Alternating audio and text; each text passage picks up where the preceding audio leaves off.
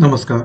आज हम लोग जानेंगे जीडीपी, जीएनपी, एनएनपी, एनडीपी क्या होता है। ठीक है, इसके बाद हम लोग जानेंगे नॉमिनल जीडीपी और रियल जीडीपी क्या होता है। ठीक है, उसके बाद हम लोग जानेंगे कि आखिर किसी भी देश का रियल जीडीपी कैसे निकाला जाता है। आइए शुरू करते हैं। सबसे पहले कुछ महत्वपूर्ण बिंदु जिसके बारे में जानना आवश्यक है ताकि आगे टॉपिक को समझने में आसानी हो। तो ये देखिए, ये उत्पादन, इस शब्द से आप लोग परिचित होंगे। जैसे किसान का उत्पादन क्या हो गया, गेहूं, चावल, जौ, गन्ना, दूध, ये सब क्या हो गया, ये किसान का उत्पादन हो गया। ठीक है, इसके बाद में देखिए, अब ये एक वर्ड निकल कर आता है अंतिम वस्तु या अंतिम उत्पाद। ठीक है, तो जैसे देखिए किसान ने उत्पादन किया गेहूं का, लेकिन ठीक है, अब गेहूं से देखिए आटा, मैदा, सूजी, ब्रेड, बिस्किट, ये सब बनते हैं। तो ये क्या हो गया, ये गेहूं का अंतिम उत्पाद या अंतिम वस्तु हो गया। ठीक है, इसी तरह गन्ना का उत्पादन किसान ने किया। अब गन्ने से गुड़ बनेगा, चीनी बनेगी, गन्ने का रस बिकेगा, तो ये क्या हो गया, ये गन्ने का अंतिम उत्पाद हो गया। इसी तरह से दूध से दही बनता है, लस्सी बनता है, पनीर, घी, ये सब क्या हो गया, ये दूध का अंतिम उत्पाद हो गया। ठीक है, इसके बाद में सेवा क्या होता है देखिए। तो जैसे देखिए शिक्षक जो होते हैं, तो शिक्षक हमें कोई वस्तु नहीं बेचते हैं। शिक्षक हमें शिक्षा देते हैं और बदले में वो कुछ पैसे लेते हैं। तो शिक्षक ने कोई वस्तु नहीं बेचा, उन्होंने क्या विक्रय किया, तो उन्होंने सेवा का विक्रय किया। उन्होंने क्या दिया, तो सेवा दिया। वैसे बीमा कंपनी आपको कोई वस्तु नहीं बेचती है। बीमा कंपनी जो होती है, जैसे एलआईसी हो गया, ये क्या करती है, ये अपनी पॉलिसी बेचती है और इसे भी एक सेवा का दर्जा दिया जाता है। अब बैंक देखिए, बैंक भी जो है ना तो नोट का उत्पादन करता है, ना नोट छापता है। बैंक क्या करता है, सिर्फ मुद्रा का आदान प्रदान करता है। ठीक है, उसके बाद में लोगों के खाते बही को मेंटेन करता है। तो बैंक भी क्या है, ये भी क्या है, एक तरह का सेवा है। तो ये सेवा के बारे में आप लोग समझ गए।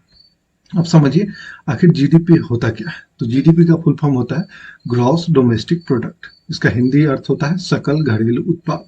अब इसके बारे में जानो। देखिए, एक ही वर्ष में देश की सीमा के भीतर, ठीक है, इस पॉइंट को अच्छे से गौर कीजिए, देश की सीमा के भीतर यानी जैसे भारत है, तो भारत की सीमा के भीतर उत्पादित सभी अंतिम वस्तु और सेवाओं के मूल्य को जीडीपी कहता है। ठीक है, मैंने आपको अंतिम वस्तुओं के बारे में बताया, सेवाओं के बारे में बताया, उत्पादन के बारे में बताया। ठीक है, तो एक ही वर्ष में जैसे 365 दिन हो गया, तो ठीक है, इस 365 दिन के भीतर देश की सीमा के भीतर यानी पूरे भारतवर्ष में अगर हम देखेंगे तो भारतवर्ष के भीतर उत्पादित सभी अंतिम वस्तु और सेवाओं के मूल्य को जीडीपी कहा जाता है। ठीक है, अब देखिए, अब देश के भीतर जो है वो उत्पादन जो है वो भारत की कंपनी कर रही हो या विदेशी कंपनी कर रही हो, उसको जो है जीडीपी में शामिल किया जाएगा। एग्जाम्पल के लिए देखिए, टाटा, महिंद्रा, पतंजलि, ये क्या है, ये भारतीय कंपनी है। और वीवो, ओप्पो, एप्पल, सैमसंग, ये क्या है, ये विदेशी कंपनी है। लेकिन ये सब भी जो है ये भारत में उत्पादन करती है। तो चाहे वो भारतीय कंपनी हो या विदेशी कंपनी हो, जो कोई भी भारत में यानी भारत की सीमा के भीतर जो है उत्पादन करता है, उसे भारत की जीडीपी में शामिल किया जाएगा। ठीक है, एक यहाँ पे एक कंफ्यूजन अक्सर होता है कि जैसे उत्पादन के दौरान जो है कुछ वस्तुएं खराब हो जाती हैं, तो क्या उन्हें भी जीडीपी में उनके मूल्य को शामिल किया जाता है। तो बिल्कुल, देखिए, अगर जैसे मान लीजिए एग्जांपल के तौर पे समझिए, जैसे 100 मोबाइल फोन का मैन्युफैक्चरिंग किया गया, उसमें से अगर 10 में कोई मैन्युफैक्चरिंग डिफॉल्ट आ जाता है, खराबी आ जाती है, जिसके कारण वो मार्केट में नहीं उतारा जाता है, लेकिन इसके बावजूद जो है काउंटिंग जो है वो 100 मोबाइल फोन के मूल्यों का जीडीपी में किया जाएगा। ठीक है, 90 का नहीं किया जाएगा। 10 खराब है तो ऐसा नहीं कि जो 10 खराब है उसको छाट दिया जाएगा। यहाँ पे उत्पाद से मतलब है, तो 100 मोबाइल फोन का जो है उत्पादन किया गया है, मैन्युफैक्चरिंग किया गया है, तो इसलिए जो है जीडीपी में अगर वो खराब भी है फिर भी अगर उसका मैन्युफैक्चरिंग हुआ है तो उसे जीडीपी में शामिल किया जाएगा। अब देखिए, देश की सीमा के बाहर से जो आने वाली आय होती है उसको जीडीपी में शामिल नहीं किया जाता। अब जैसे अपने भारत के लगभग 55 लाख जो वर्कर हैं वो विदेशों में काम करते हैं, तो उनकी जो आय है, वो जो अपनी आय को भारत में भेजते हैं, तो उसको जीडीपी में शामिल नहीं किया जाता है, क्योंकि वो भारत के भीतर नहीं कमा रहे हैं, वो देश से बाहर विदेशों में आय अर्जित कर रहे हैं। इसलिए जो है देश की सीमा से अगर बाहर से आने वाली आय है तो उसको जीडीपी में शामिल नहीं किया जाता है। ठीक है, आइए हम लोग जानते हैं एनडीपी के बारे में, नेट डोमेस्टिक प्रोडक्ट। ठीक है, ये क्या होता है, तो देखिए, जब जीडीपी में से डिप्रिसिएशन, ह्रास, जब डिप्रिसिएशन क्या होता है, तो बड़े बड़े मशीनों में जो ह्रास होता है, उसके चलने से टूट फूट होती है, या फिर वार्षिक रूप से जो उसका ह्रास होता है, तो उसे डिप्रिसिएशन कहा जाता है। तो ये जीडीपी में से जब डिप्रिसिएशन और उत्पादन में से जो खराब वस्तुएं निकल गई, जैसे मैंने अभी आपको थोड़ी देर पहले एग्जांपल दिया था कि 100 मोबाइल मैन्युफैक्चरिंग हुआ और अगर उसमें से 10 खराब हो गया, तो जब इस जीडीपी में से इस डिप्रिसिएशन और ये जो खराब वस्तु है, इन दोनों को घटा दिया जाता है तो उसे एनडीपी कहा जाता है, या नेट डोमेस्टिक प्रोडक्ट। ठीक है, अब एनडीपी का फॉर्मूला इससे क्या बन गया, तो एनडीपी बराबर हो गया जीडीपी माइनस डिप्रिसिएशन, और जो खराब उत्पादन हुआ है इन दोनों को जोड़ के जीडीपी में से घटा देना है, तो ये हो गया नेट डोमेस्टिक प्रोडक्ट। ठीक है, आइए अब हम लोग जानते हैं जीएनपी के बारे में। जीएनपी क्या है, ग्रॉस नेशनल प्रोडक्ट।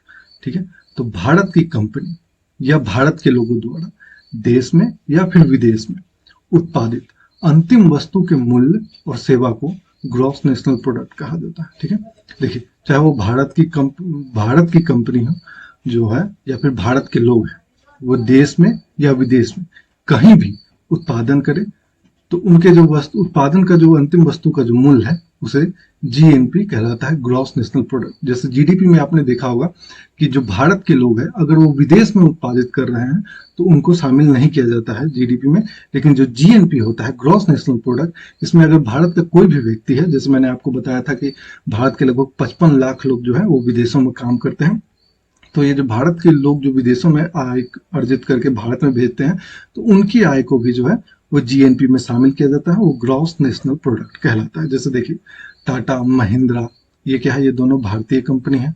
ठीक है, तो ये भारत में उत्पादन करे या विदेश में उत्पादन करे, ठीक है, इनके आय को जीएनपी में शामिल किया जाएगा।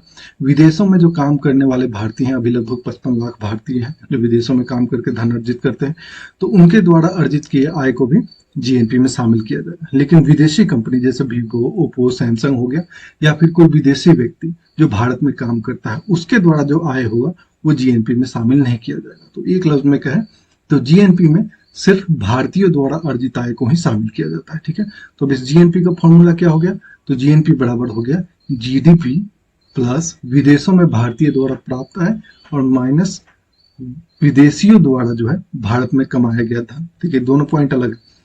विदेशों में भारतीय द्वारा प्राप्त है, यानी जो भारतीय हैं वो विदेशों में धन अर्जित कर रहे हैं, उनके द्वारा आय को जीडीपी में जोड़ दिया जाता है। और जो विदेशी, कुछ विदेशी हमारे भारत में भी काम करते हैं, तो जो विदेशी हमारे भारत में काम करते हैं वो जो धन कमाते हैं उनके आय को घटा दिया जाता है, तो वो निकल जाता है हमारा जीएनपी, ग्रॉस नेशनल प्रोडक्ट।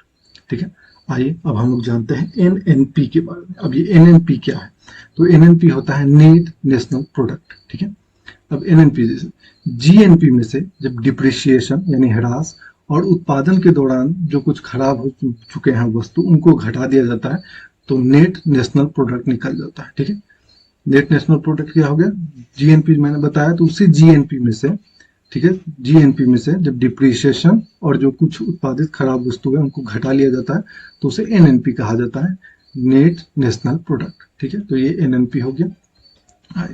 अब लोग जानते हैं ये नॉमिनल जीडीपी क्या होता है। तो देखिए इसको जो है एक आंकड़े के हिसाब से समझिए, ये किताबी भाषा बहुत ज्यादा जटिल है, इसलिए इसको किताबी भाषा के द्वारा समझा नहीं जा सकता। देखिए ये क्या है, ये वित्त वर्ष है 2017 से 18। ठीक है, इसमें कोई कंपनी है, ए कंपनी। ठीक है, वो ए कंपनी जो है 100 वस्तुओं का उत्पादन करती है और उस 100 वस्तु का मूल्य क्या है, 20 रुपए, तो कुल मूल्य कितने होंगे, 2000।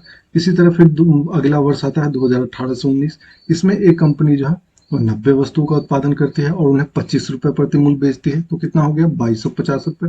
फिर 2019 से 20 आता है, यही कंपनी ए और 80 वस्तु का उत्पादन करती है और 30 रुपए मूल्य में बेचती है, तो कितना हो गया, 24 रुपए। अब आप यहाँ पे देखेंगे तो इसका जो कुल मूल्य है यानी जो जीडीपी है, आप देखेंगे बढ़ता जा रहा है, 2000, 2250, फिर 2400, यानी आप देखेंगे ये बढ़ता जा रहा है। लेकिन जब आप वास्तविकता में देखेंगे तो दरअसल ये जीडीपी नहीं बढ़ रहा है, यहाँ महंगाई बढ़ रही है। देखिए यहाँ पे उत्पादन को देखिए, ये 100, फिर 90, फिर अगले वर्ष जो है 80, यानी उत्पादन देखिए घटता जा रहा है। मूल्य देखिए 20 रुपए प्रति बिक रहा था, अभी 25 रुपए बिक रहा है, फिर 30 रुपए बिकता जा रहा है, यानी देखिए मूल्य बढ़ता जा रहा है। तो उत्पादन घटता जा रहा है और मूल्य बढ़ता जा रहा है, तो ये जो है यहाँ पे वास्तविक रूप से जीडीपी नहीं बढ़ रहा है, यह बढ़ रहा है महंगाई। इसीलिए जो है ये जो नॉमिनल जीडीपी होता है, तो इसको क्या कहता है, इस तरह के जो कैलकुलेशन है इसको नॉमिनल जीडीपी कहा जाता है। तो इस नॉमिनल जीडीपी को अवास्तविक जीडीपी कहा जाता है, यानी इस जीडीपी को जो है कोई मान्यता ही नहीं, ये सिर्फ महंगाई को दर्शाने के लिए इस नॉमिनल जीडीपी का प्रयोग किया जाता है। ठीक है, तो नॉमिनल जीडीपी का प्रयोग किस लिए किया जाता है, सिर्फ महंगाई को दर्शाने के लिए। नॉमिनल जीडीपी से जीडी वास्तविक जीडीपी का कोई लेना देना नहीं है। नॉमिनल जीडीपी को इसलिए जो है अवास्तविक जीडीपी कहा जाता है। ठीक है, समझ गए। यहाँ पे देखिए मूल्य, देखिए देखने में तो 2000 से 2250 2400 मूल्य जो है दिन प्रतिदिन बढ़ता जा रहा है, तो ऐसा लगेगा जैसे जीडीपी बढ़ रहा है, लेकिन वास्तविकता में क्या बढ़ रहा है? महंगाई। ठीक है, तो नॉमिनल जीडीपी सिर्फ महंगाई को दर्शाता है, इसका वास्तविक जीडीपी से कोई लेना देना नहीं है, इसलिए इसे अवास्तविक जीडीपी भी कहा जाता है। अब जानिए, तो वास्तविक जीडीपी यानी रियल जीडीपी किसे कहा जाता है? तो देखिए, देश की रियल जीडीपी जानने के लिए सबसे पहले एक ऐसे वर्ष को आधार वर्ष माना जाता है जिस वर्ष देश में न ज्यादा महंगाई न रही हो। ठीक है, ये आधार वर्ष क्या है ये आप आगे जानेंगे, अभी पहले इतना जान लीजिए कि एक ऐसे वर्ष को आधार वर्ष के रूप में, बेस वर्ष, बेस ईयर के रूप में चुना जाता है जिस वर्ष जो है देश में ज्यादा महंगाई न रहा हो। अब भारत में जो है ये रियल जीडीपी का बेस ईयर यानी आधार वर्ष क्या है? तो 2011 से 12 जो है भारत में रियल जीडीपी का यानी वास्तविक जीडीपी जो निकालते हैं उसका आधार वर्ष 2011 से 12 माना जाता है। तो देखिए, अब इस लाइन को थोड़ा देर बाद में पढ़ेंगे, अब पहले इसको देखिए, इस आंकड़े को। मान लीजिए एक वस्तु ए है, ठीक है, और ये आधार वर्ष में उत्पादन यानी 2011 से 12 में जो है उत्पादन जो है वो 90 पीस करता है। ठीक है, और इसकी कीमत जो है 2011 से 12 के दौरान जो है वो 5 रुपए रहती है। तो इस 90 पीस की कीमत कितनी होगी? 450 रुपए। और वर्तमान वर्ष में आएंगे, ठीक है, तो वर्तमान वर्ष जैसा मान लीजिए 2022 से 23 चल रहा है, तो इस वर्तमान वर्ष में देखेंगे तो 100 पीस का उत्पादन किया। ठीक है, लेकिन जो वर्तमान कीमत है हम उस पर नहीं जाएंगे। ठीक है, हम किस कीमत पे जाएंगे? तो जो जिसको हम बेस ईयर माने हैं, जो आधार वर्ष माने हैं, उसी आधार वर्ष की कीमत पे हम इसको भी कैलकुलेट करेंगे, तो ये कितना हो गया? 500 रुपए। ठीक है, फिर जो है बी वस्तु है, तो ये बी वस्तु जो है ये दो आधार वर्ष में यानी 2011 से 12 के दौरान 70 पीस वस्तुओं का उत्पादन करती है। ठीक है, उस वक्त जो इसकी कीमत होती है वो 10 रुपए प्रति पीस रहती है, यानी टोटल कीमत कितनी होगी? 700 रुपए में। अब ये वर्तमान ईयर जो है, वर्तमान वर्ष, इसमें जो है 50 पीस का उत्पादन करती है, और वर्तमान कीमत क्या है इसकी? तो वर्तमान कीमत से इसमें कोई लेना देना नहीं, कीमत वही लेगा जो आधार वर्ष में था, जो 2011 से 12 के दौरान था कैलकुलेशन करने के लिए रियल जीडीपी का। तो उस वक्त की कीमत सिर्फ 10 रुपए था, तो यहाँ भी 10 से कैलकुलेशन करेंगे तो कितना हो गया? 500 रुपए। ठीक है, अब देखेंगे हम यहाँ पे, तो 2011 से जो 12 के दौरान जो इसकी कीमत उन दिनों आई थी जीडीपी वो 1150 रुपए आई थी, लेकिन अब हम वर्तमान में देखेंगे तो सिर्फ 1000 रुपए ही आ रही है। ठीक है, इसका कारण क्या है? तो इसका कारण ये देखिए, यहाँ पे 70 पीस का उत्पादन बी कंपनी द्वारा किया गया था आधार वर्ष यानी 2011 से 12 के दौरान, लेकिन अभी कितने किया गया? 50 पीस का। तो ये देखिए उत्पादन घट रहा है तो जीडीपी भी घट रहा है। नॉमिनल जीडीपी में आपने देखा था कि उत्पादन घट रहा था, मूल्य दर बढ़ता जा रहा था, और जीडीपी को ऐसा प्रतीत हो रहा था कि जीडीपी बढ़ता जा रहा है। लेकिन यहाँ पे देखेंगे जो जैसे ही उत्पादन घटा, यहाँ पे देखेंगे जीडीपी भी घट गया। इसका तो 2011 से 12 आधार वर्ष के दौरान जो है वो 1150 रुपए टोटल कीमत था, अभी कितना हो गया है? मात्र 1000 रुपए जीडीपी में कीमत शामिल हुआ है। तो इसलिए जो है इसे रियल जीडीपी या वास्तविक जीडीपी माना जाता है। देखिए, किसी भी उत्पादित वस्तु का जो मूल्य है वो जो 2011 से 12 के दौरान जो भारत में आधार वर्ष माना जाता है, तो आधार वर्ष के दौरान उस वस्तु के मूल्य से जो तुलना है वो जीडीपी में कमी या वृद्धि को दर्शाता है। ठीक है, यानी अभी जो वर्तमान में कीमत है उससे रियल जीडीपी की गणना नहीं किया जाता है। रियल जीडीपी की गणना की जाती है जो आधार वर्ष में जो उसकी कीमत है उससे।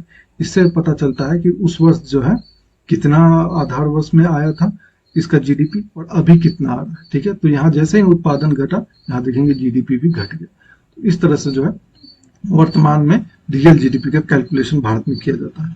अब हम देखेंगे कि आखिर कितने की कमी हुई, तो देखेंगे कि 100, अब यहाँ पे एग्जांपल के तौर पे यहाँ पे देखेंगे ये 1150 रुपए आधार वर्ष में था, अभी वर्तमान में 1000 है, तो 150 रुपए की कमी हुई। तो अब हम इसमें कमी परसेंट निकालेंगे, जीडीपी में आखिर कितना कमी हुआ है। तो कमी परसेंट निकालने का फॉर्मूला होता है कमी गुने 100 और बटा में आधार वर्ष की कीमत। जैसे आप निकालते होंगे लाभ प्रतिशत, तो लाभ गुने 100 बटा क्रैमल, वैसे यहाँ भी है कमी परसेंट निकालना है तो कमी गुने 100 और जो आधार वर्ष में यानी भारत में 2011 से 12 के दौरान जो कीमत था वो कीमत।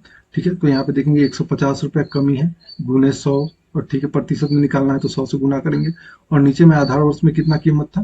तो 1150 रुपए। तो कितना यहाँ पे नुकसान हो रहा है? तो -13% जीडीपी जो है -13% इसका ग्रोथ है इस वर्ष में। ठीक है, इस आंकड़े के अनुसार। ठीक है, तो देखिए आप लॉकडाउन के दौरान सुने होंगे कि देश की जीडीपी जो है वो माइनस में चली गई, क्योंकि उत्पादन बंद हो गया था, कारखाने बंद पड़ गए थे, फैक्ट्रीज बंद पड़ गए थे, तो इसलिए जो है उत्पादन हो नहीं रहा था। तो इसलिए जो है जीडीपी जो है भारत की वो माइनस में चली गई थी। लेकिन अभी फिर से देखिए सब चीज नॉर्मल हो रहा है, तो जीडीपी ग्रोथ जो है भारत का बढ़ रहा है। तो इस तरह से जो है रियल जीडीपी या वास्तविक जीडीपी का कैलकुलेशन किया जाता है। ये थोड़ा टफ है, हालांकि टफ नहीं है, इसको समझ जाएंगे तो ये टफ नहीं है। कीमत कौन सा रखना है, जो आधार वर्ष जो माना गया है, यानी 2011 से 12 के दौरान जो सामान का कीमत होगा वही वर्तमान में कीमत डाल के कैलकुलेशन करना होता है। इससे पता चलता है कि उत्पादन जो है कमी हुआ है या उत्पादन में वृद्धि हुआ है। अगर उत्पादन में वृद्धि हुआ है तो जीडीपी भी बढ़ेगा, उत्पादन में कमी हुआ है तो जीडीपी भी घटेगा। तो ये हो गया आपका जीडीपी। ठीक है, तो आई होप कि हमको उम्मीद है कि आपको समझ में आया होगा। मिलेंगे नेक्स्ट वीडियो में। बहुत बहुत धन्यवाद।